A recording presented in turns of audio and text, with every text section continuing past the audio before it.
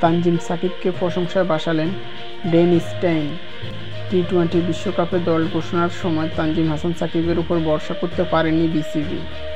বিশ্বকাপে যার প্রতিদান দিয়েছেন এই টাইগার পেসার। এবার তানজিম সাকিবের প্রশংসা ভাসাচ্ছেন সাবেক প্রোটিয়ান পেসার ডেন স্টেইন। গ্রুপ পর্বের 4 ম্যাচ 9 উইকেট নিয়ে দ্বিতীয় সর্বোচ্চ উইকেট শিকার করা বোলার এখন তানজিম সাকিব। 19 বিশ্বকাপে জয়ের পর সাকিব বলেছিলেন স্টেইনের মতো হতে চান তিনি।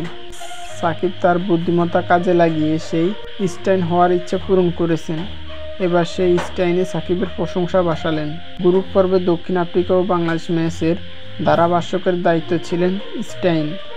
বাংলাদেশের সেই ম্যাচ হারলেও তানজিম সাকিবের সঙ্গে কথা বলেছেন স্টেইন।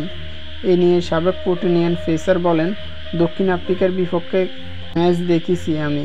তানজিম সাকিবকে বলেছি খুব ভালোভাবে বল খেলতে। আমি সেদিন মাঠে বসে ধারাভাষ্য করছিলাম, সে বলেছে ধন্যবাদ, বিস্তারিত অনেক কথা হয়েছে। স্টেইন আরও বলেন, তাকে এভাবে বলা হয়েছে দেখে খুবই ভালো লাগছে। আর তার আগ্রাসন গতি 140 থেকে 145-এর বল করে।